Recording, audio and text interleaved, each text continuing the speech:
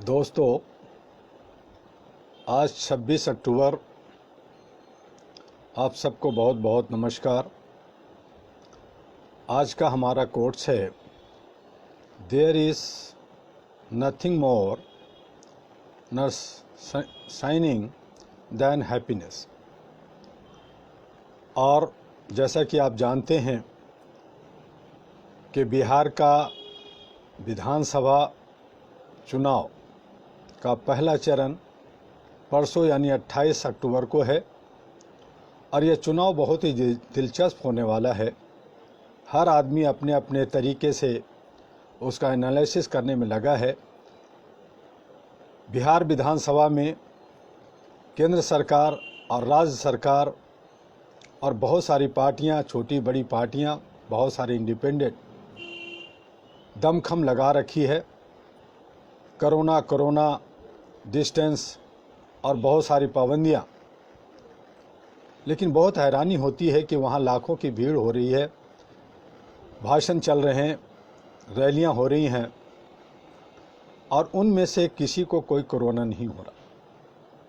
इससे ये साबित होता है कि भीड़ से कोई कोरोना नहीं, बल्कि जिनके पॉकेट में पैसा है, जिनको निकालना है, निकलवाना है, उनको कोरोना हो रहा है। शहरों में कोरोना की नंबर्स ज़्यादा हैं बनिस्बत की गाँव में। जब लॉकडाउन हुआ और लाखों हजारों की संख्या में मजदूर भीड़ लगा करके जमा हो करके पैदल चले, उन्हें किसी को कोरोना नहीं हुआ। लेकिन घरों में बैठे हुए नवाबजादा को ज़्यादा कोरोना से प्रभावित होना पड़ा। तो ये कोरोना क्या है, ये तो आप लोग समझते हैं और जान रहे हैं और अच्छी तरह से आप समझ भी गए हैं। लेकिन ये जो विधानसभा का चुनाव है वो बहुत ही दिलचस्प है। देखिए ऊँट किस करवट बैठती है और कितना मज़ा आता है। जो लोग की आस लगा रहे हैं, मीडिया और जो बाकी लोग, ये सब मुँह के खाने वाले हैं और वहाँ एक ऐसा रिजल्ट आने वाला है जो शायद कुछ लोगों ने सोचा भी नहीं होगा। और मेरी बिहार के जनता से गुजारिश है कि वो ज़्यादा से ज़्यादा 100% वोट दे। जो अच्छा लगे, जो उनके हित में काम करने वाला हो, उन्हें वोट दें, लेकिन वोट अवश्य दें। मशीन में खराबी या कुछ और खराबी अगर होती है, व्यवस्था अगर गलत करती है, तो उस पे भी लोगों की नज़रें हैं, देखा जाएगा कि क्या होगा। लेकिन अपना मत बेचें, अपना मत अपने विवेक से दें, यही मैं आप सभी बिहारियों से गुजारिश करूंगा। और वहाँ एक ऐसा रिजल्ट जो लोगों को एक सबक दे सके, समझ आ सके कि राजनीतिक होता क्या है। तो ये सारी चीज़ें हमें परसों देखने को मिलेगा। कल भी हम इस पे थोड़ी सी बात करेंगे, तो उस पर बहुत ज़्यादा बात करने की ज़रूरत नहीं है, क्योंकि आप सब लोग भी इलेक्ट्रॉनिक मीडिया, प्रिंट मीडिया और अन्य साधनों से जानने की कोशिश में लगे हुए हैं। उपचुनाव मध्य प्रदेश और उत्तर प्रदेश में भी हो रहा है। वहाँ की उतनी गामा गहमी या दिलचस्पी लोगों की नहीं है जितना कि बिहार के चुनाव पे है। इसलिए इंतज़ार कीजिए, परसों पता चल जाएगा कि बिहार की कहानी क्या होगी। मेरी शुभकामना है अच्छे सच्चे लोगों के साथ कि वो राजनीतिक में आए और बिहार का निर्माण में सहयोग करें। जनता वैसे लोगों को ही पसंद करेगी और मुझे विश्वास है कि वैसे लोगों को ही वोट मिलेगा। ये अलग बात है कि बहुत सारे वोट इधर उधर बढ़ जाते हैं और जिन्हें जीतना चाहिए वो नहीं जीतते, तो वो फासला भी आप लोग समझ करके तय कीजिएगा। आइए हम जो लगातार सुशासन व मानवाधिकार किताब पे बात करते रहें, जो हमने लिखा है उस पे बात करते रहें। आगे भी हम लोग बात करते रहेंगे। अभी पहली ही किताब का कोट्स आपको सुना रहा हूँ, बता रहा हूँ। उसके बाद बहुत सारी किताबें हैं, बहुत सारी मैगजीन्स है और आपकी बहुत सारे आइडियाज़, बहुत सारे समस्याओं का पे भी बात होगी। तो आज हम लोग थोड़ा सा बुद्धिजीवी और जनप्रतिनिधि पे ही थोड़ा सा बात कर लें, क्योंकि अभी यही मौसम है।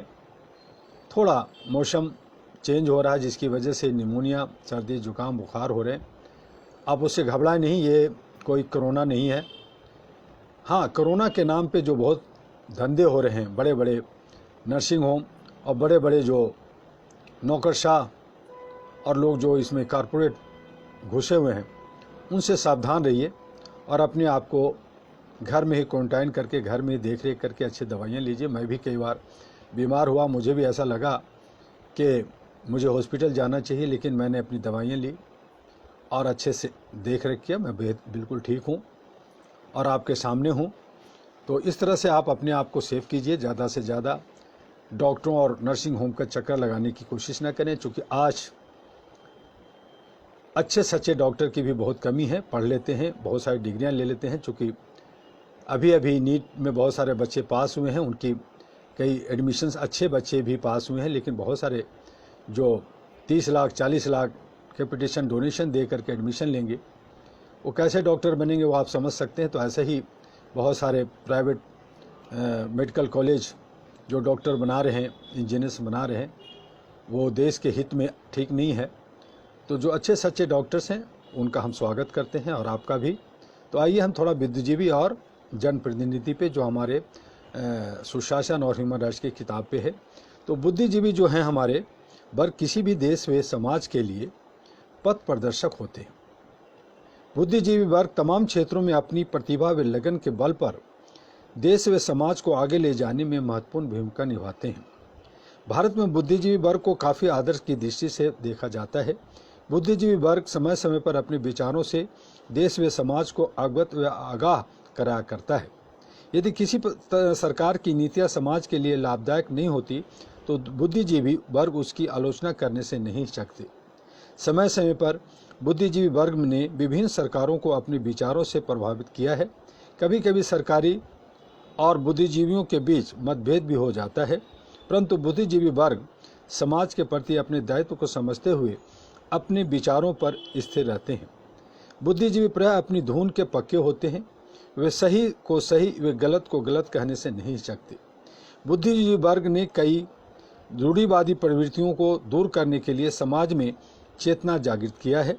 बुद्धिजीवी वर्ग विभिन्न क्षेत्रों में अपनी भूमिका निभा रहे हैं।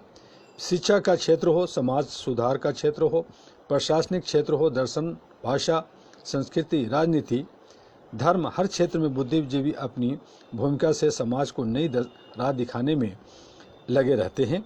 इनके योगदान को कम करके नहीं आंका जा सकता और मेरा मत है कि बुद्धिजीवी वर्ग विभिन्न क्षेत्रों में अपनी मेधा शक्ति के बल पर नई राह बनाते रहें।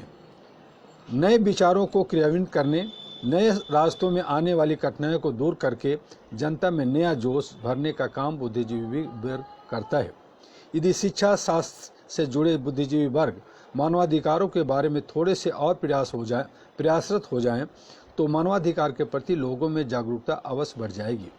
वैसे तो हमारे देश में बहुत पहले से मानवाधिकारों के प्रति कई संगठन काम कर रहे हैं और मानवाधिकार संगठनों से तमाम बुद्धिजीवी लोग भी जुड़े हैं। यदि अन्य क्षेत्रों के बुद्धिजीवी लोग भी इस मसले पर अलग जगाने का प्रयास करें तो समाज में नए तरह की जागृति आएगी। देश का हर नागरिक मानवाधिकारों के प्रति जागरूक होगा। आज साक्षरता की बात की जाए तो सुखद एहसास होता है। खासकर महिला साक्षरता दर बढ़ाने के लिए तमाम बुद्धिजीवियों ने प्रयास किया। इसका परिणाम देखने को मिल रहा है। इसी तरह से यदि मानवाधिकार के बारे में बुद्धिजीवी वर्ग विभिन्न पत्र पत्रिकाओं तथा टेलीविजन पर अपने विचार रखने लगेंगे तो मानवाधिकार के हनन की घटना कम होने लगेगी। मीडिया में खबर आने के बाद इनके खिलाफ कार्रवाई करने की बात कहकर प्रशासन शांत हो जाता है, परंतु यदि बुद्धिजीवी वर्ग खुलकर दबाव बनाए तो निश्चित रूप से इस तरह के उत्पीड़न रोके जा सकते हैं। इस संबंध में मीडिया अपनी भूमिका निभा रही है। मीडिया को जहां मानवाधिकारों के प्रति जागरूकता लाने के लिए प्रयास में और तेजी लाने की जरूरत है, वहीं बुद्धिजीवी वर्ग को मानवाधिकार के पालन के प्रति वे उत्पीड़न के खिलाफ मीडिया के जरिए अपना संदेश पहुंचाने की जरूरत है। प्राय ऐसा देखा जाता है कि मानवाधिकार कार्यकर्ता जब किसी थाने में उत्पीड़न के खिलाफ बोलते हैं तो उन्हें बोलने नहीं दिया जाता, उसके अधिकार क्षेत्र पर ही सवाल उठा दिया जाता है। और ऐसे कार्यकर्ता जब बड़े अधिकारियों के पास जाते हैं तो वहां भी इनकी सुनवाई नहीं होती। ऐसे में यदि मानवाधिकार कार्यकर्ता के साथ मीडिया व बुद्धिजीवी वर्ग का सहयोग मिल जाए तो जहां उत्पीड़न की घटनाएं रोकी जा सकती है, वहीं लोगों में मानवाधिकारों के प्रति जागरूकता लाने में सफलता मिल सकती है। विडंबना यह है कि आज जब ग्रेजुएट व पोस्ट ग्रेजुएट छात्रों से यूनिवर्सल डिक्लेरेशन के बारे में पूछा जाता है तो वे अनभिज्ञता जाहिर करते हैं। इनसे यदि राजनीतिक दलों के बारे में, फिल्मों, टेलीविजन सीरियल के बारे में पूछा जाए तो इनके पास तमाम जानकारी होती है, परंतु उन्हें मानवाधिकारों के संबंध में जानने की उत्सुकता ही नहीं रहती है। बुद्धिजीवी वर्ग इन पढ़े लिखे युवा वर्ग को भी दशा दिशा निर्देशन दे सकते हैं। बुद्धिजीवी वर्ग के दबाव पर विभिन्न राज्य सरकारें भी मानवाधिकार जैसे विषयों को पाठ्यक्रम में अनिवार्य रूप से लागू करने पर विचार कर सकती है। All India human rights association का अध्यक्ष होने के नाते मेरा सुझाव है कि प्राथमिक शिक्षा के स्तर से ही मानवाधिकारों के संबंध में बच्चों को जानकारी दी जानी चाहिए। बेहतर तो यह होगा कि इसे अनिवार्य विषय बना दिया जाए। मेरा सुझाव है कि इस संबंध में विभिन्न राज्यों के शिक्षा बोर्ड विचार करे तथा केंद्र सरकार से परामर्श करके इस संबंध में पहल करें। यदि स्कूली स्तर से मानवाधिकारों के प्रति बच्चों को जागरूक किया जाएगा तो निश्चित रूप से पूरा समाज अधिकारों के पालन को लेकर सब सचेत रहेंगे और मानवाधिकारों के हनन की घटनाओं को रोकने के लिए युवा खुलकर आवाज उठाने लगेंगे। जनप्रतिनिधि जो हमारे आज़ादी के बाद हुए लोकसभा के 17वें चुनाव के बाद जितनी भी सरकारें बनी, इन सरकारों ने मानवाधिकारों पर समुचित ध्यान नहीं दिया। वैसे तो 1993 में भारतवर्ष में राष्ट्रीय मानवाधिकार का गठन हुआ। 1993 के पहले तक हमारे देश में मानवाधिकार के बारे में जागरूकता काफ़ी कम थी। 1993 के बाद से देश में मानवाधिकारों के प्रति लोगों में जागरूकता बढ़ी। यह जागरूकता सिर्फ नाम मात्र बढ़ी। आज हमारे देश में मानवाधिकारों का सबसे ज़्यादा उल्लंघन दबंग लोग करते हैं। जनप्रतिनिधियों पर भी मानवाधिकारों के उल्लंघन के आरोप लगते रहे हैं। लोकतांत्रिक प्रणाली से चुनी हुई तमाम सरकारें ने देश का कायाकल्प करने का प्रयास किया। देश में शिक्षा के स्तर में सुधार हुआ, महिलाओं में शिक्षा का स्तर बढ़ा, प्रति व्यक्ति आय बढ़ी, परंतु समाज में शोषित, वंचित व निरीह लोगों के प्रति लोगों की जातियां अभी तक समाप्त नहीं हुई।